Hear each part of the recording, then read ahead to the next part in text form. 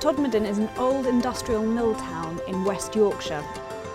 Free cabbages and carrots are helping the locals to reimagine how they use public spaces. It really started on very little. I mean, there wasn't a major funding, was there? It wasn't like this was kind of... That was very deliberate. The council came along and said, this is how it's going to be. Yeah. I mean, it was just a bunch of people, wasn't it? It was very deliberate because we didn't want to be in a position where we were reliant on outside funding. We wanted something that anybody could do anywhere and not have to do with any sorts of capital. And that meant that you had to look creatively at what you had. And what we've got are people and resources of space, land. And that's the territory that you start the journey on, I suppose. And that's free. That's just a question of using it better. So it's all very well growing stuff, but you need to suss out how to maintain it, and you need to suss out how to water it, and you need to make sure everybody's composting. And how are you going to do that?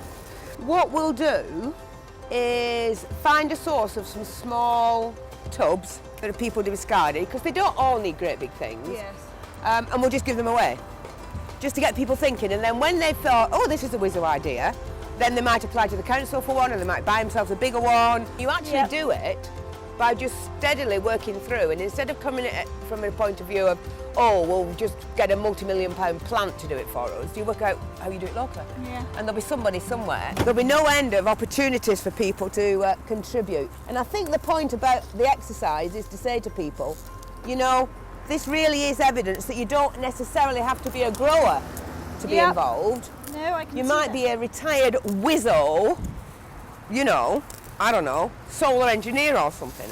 Who knows? Different people come to it all the time with different ideas.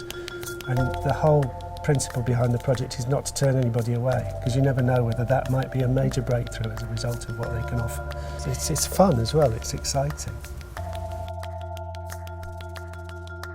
What do you do with all your produce? You have more here than you can eat yourself. Well, we will have, won't we? Looking at the amount of tomatoes.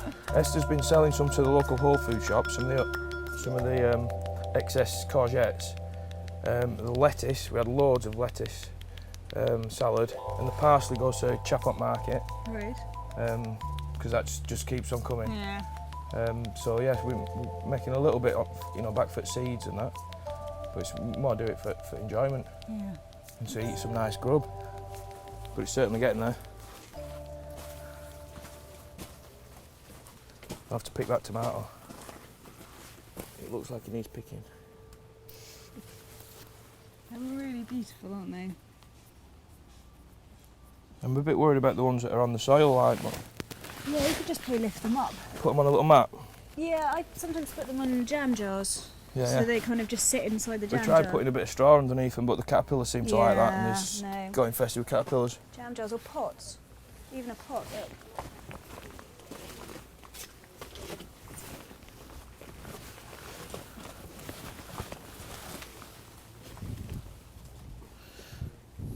Just something to keep them off ground, yeah. There you go. Very nice. I mean, theoretically, if you keep feeding these plants, and they'll just keep producing until sort of around Christmas. Right. You don't have to kind of, by any means, have to pull them up. If they're healthy, just keep them going, because you've got, unless you need the space, you've got cover.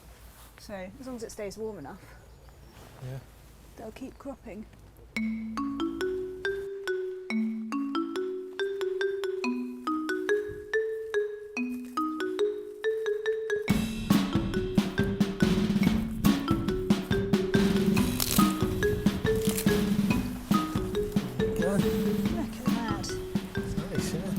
What a funny thing to come to a graveyard, come away with a pink cauliflower.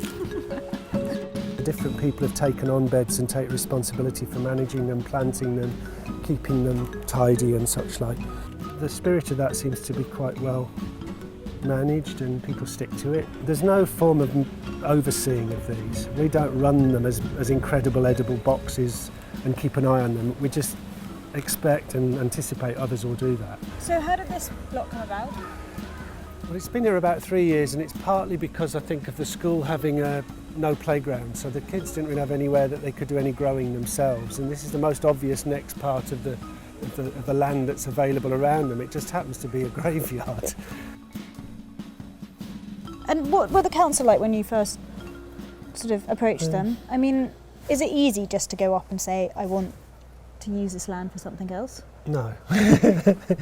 I mean, people have territory, and I suppose the council, just like every other organisation, wants to make sure that that's not just encroached on and wrecked. And you know, they've got their duty of responsibility to that. But over time, the council got much more interested in it and much more warm to the idea, because we weren't going around trashing the place. We were interested in working with them on this.